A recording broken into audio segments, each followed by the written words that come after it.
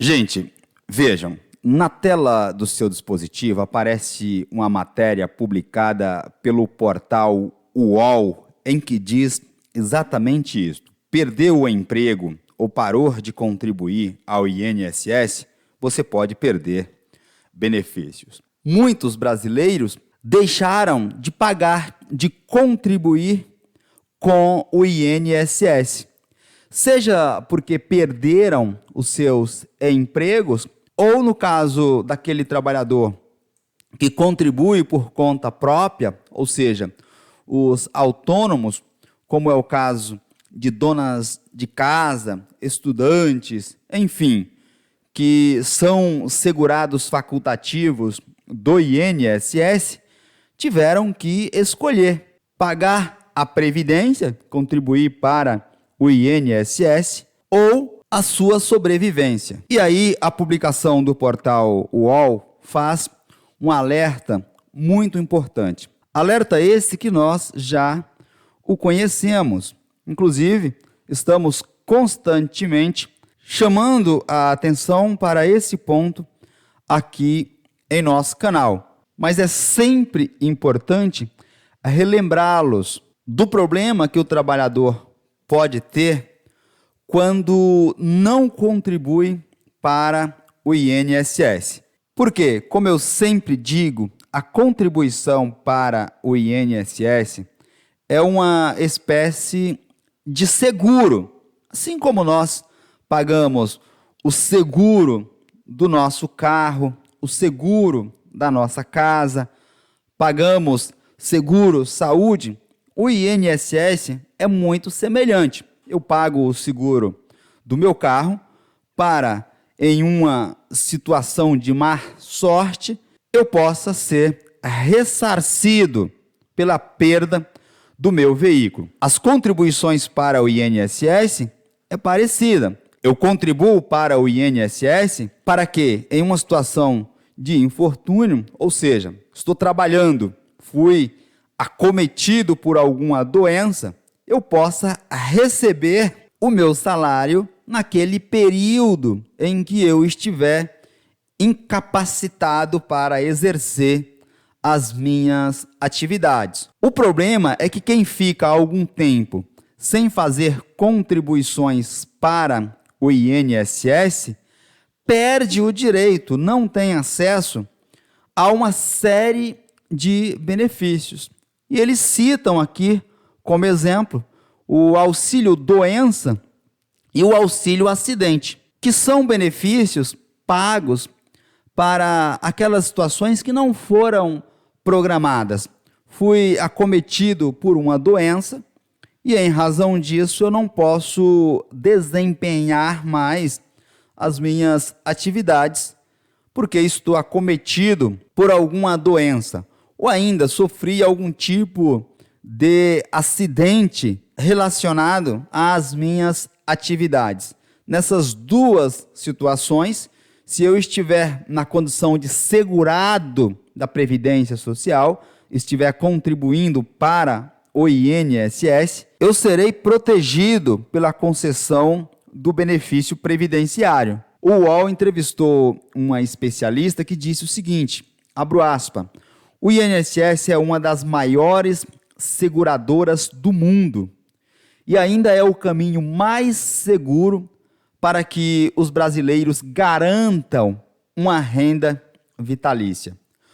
Muitos autônomos, segurados facultativos e empresários sentiram a crise causada pela pandemia e a contribuição previdenciária acabou não sendo priorizada nesse momento. Fecho aspas aqui para o que disse a advogada Maria Faiocchi, especialista em direito previdenciário. Isto porque, gente, quem não paga a Previdência Social, quem não contribui para o INSS, não tem direito aos benefícios previdenciários, evidentemente. Só que prestem atenção aqui, quem estava contribuindo com a Previdência e deixou de pagar as contribuições previdenciárias, Esse corte, ele não acontece imediatamente. Você continua ainda durante um período, mesmo sem estar contribuindo com a Previdência Social. Isto vai acontecer entre 3 a 6 meses depois que você parou de pagar a Previdência Social. E a matéria traz algumas hipóteses importantes para repercutirmos aqui. Vejam, quanto tempo posso ficar sem pagar e manter a cobertura? Ou seja, parei de pagar as contribuições previdenciárias, quanto tempo a mais eu continuo sendo segurado da Previdência Social, mesmo não estando efetivamente contribuindo com a Previdência Social? Observem aqui, até 3 meses, naqueles casos em que você parou de contribuir com o INSS para ser incorporado às Forças Armadas. É uma situação bem específica, porque se refere aos jovens ao completar 18 anos de idade, que é quando eles vão prestar o serviço militar obrigatório. O Walter, mas como que uma pessoa com 18 anos já era segurada da Previdência Social? A partir dos 16 anos de idade, a pessoa já pode ser contribuinte da Previdência Social, já pode pagar a Previdência Social e usufruir de todos os benefícios ofertados pela Previdência Social, tudo bem? A segunda hipótese, até 6 meses após o encerramento dos pagamentos para a Previdência Social, que é o caso do segurado facultativo, aquela pessoa que não tem uma renda ou exerce atividade não remunerada. Um exemplo muito bom para essa situação do segurado facultativo é o caso das donas de casa, estudantes ou trabalhadores que estão desempregados, mesmo assim querem continuar contribuindo com o seguro social, querem pagar o INSS para serem protegidos em situações específicas. Continuo tendo direito até 1 ano após o encerramento dos pagamentos das contribuições previdenciárias. Ou seja, deixei de pagar as contribuições previdenciárias, mesmo assim eu continuo pelo período de 1 ano como segurado da Previdência Social.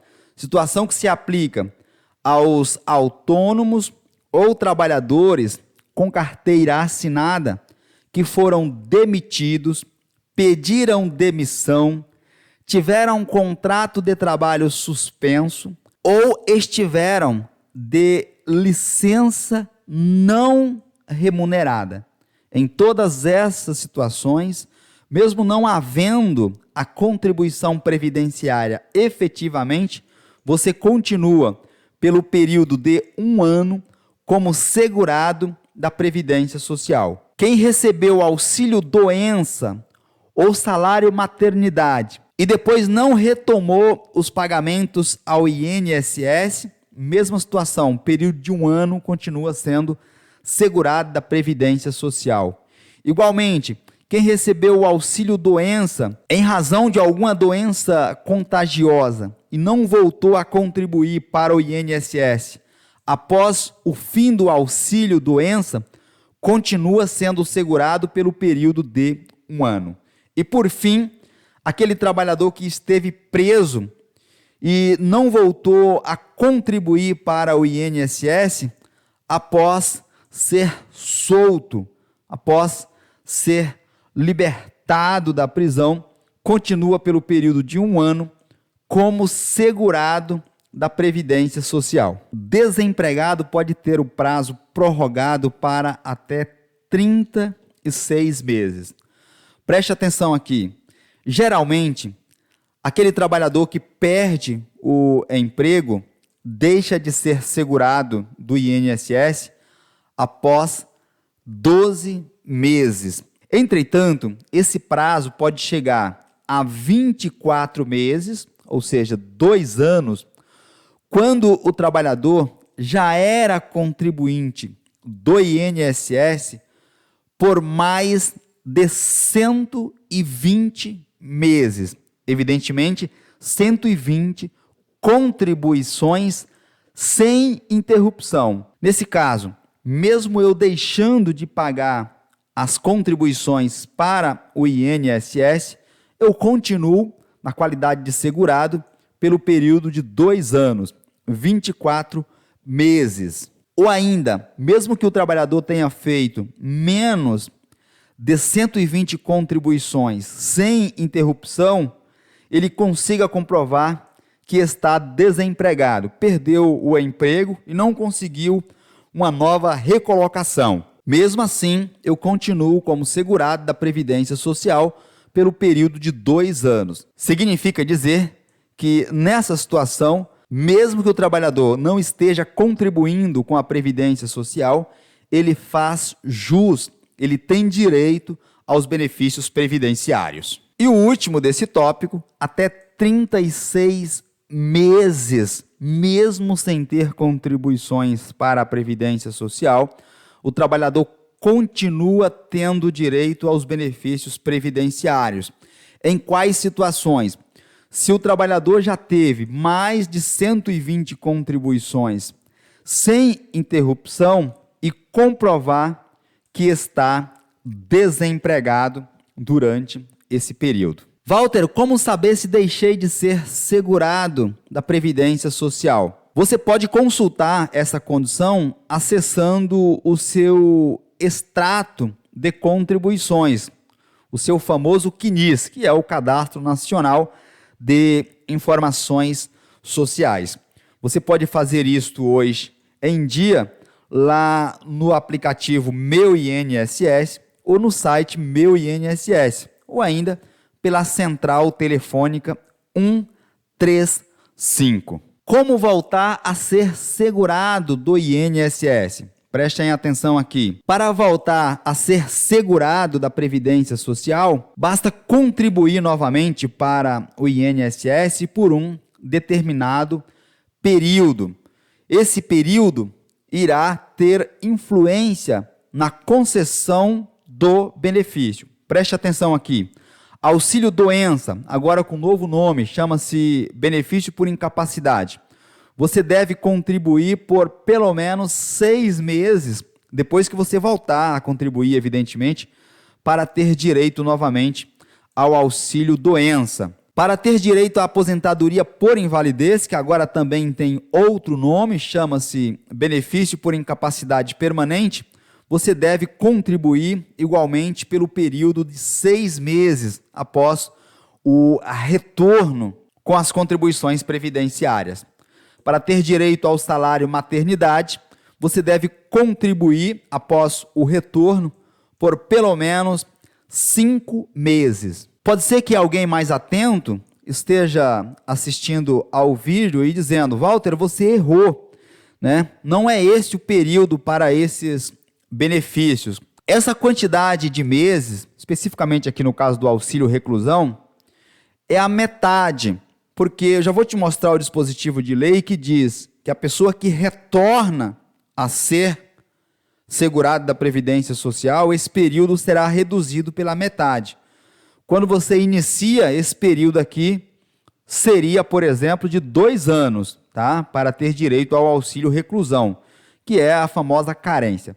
No caso do auxílio acidente, não tem carência mínima. Basta voltar a contribuir. Paguei a primeira contribuição novamente, já tenho direito ao auxílio acidente. No caso da pensão por morte, para que os dependentes do falecido, do instituidor, tenha direito a esse benefício após a morte do trabalhador, ele deve ter contribuído, o falecido, o instituidor da pensão, depois que ele voltou a contribuir novamente, por pelo menos 18 meses, 18 contribuições. Quem for ler a matéria está um pouco confuso aqui. Olha eu puxando a orelha do jornalista do portal UOL. Vou deixar o link da matéria deles na descrição. Mas, de fato, está confuso aqui na parte que vocês vão ler referente à pensão por morte, né? Então, esclarecendo é isso. A pessoa que faleceu era contribuinte, era segurado da Previdência Social, deixou de pagar. Aí depois ela volta a contribuir. Nesse retorno, como contribuinte, ela deve contribuir por um período de 18 meses. Aí sim, se ela vir a falecer, depois de 18 contribuições, 18 meses, é que os seus dependentes fazem jus ao benefício de pensão por morte. Isso tudo, pessoal, foi alterado com as reformas da Previdência que nós tivemos em 2019 e 2020. Muito ruim essa parte aqui. Sobre o dispositivo de lei que eu havia falado para vocês, o que está mais atual é o regulamento da Previdência Social, o decreto 3.048.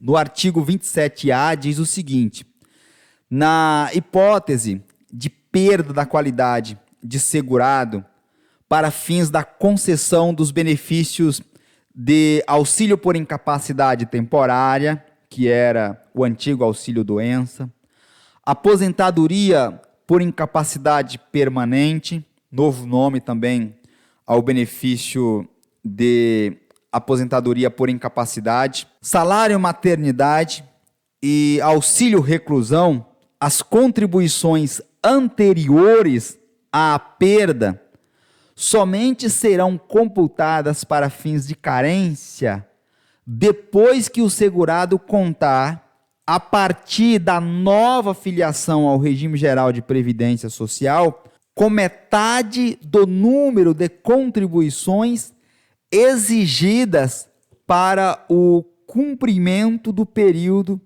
de carência definido no artigo 29. Então, o artigo 29 tem o período completo.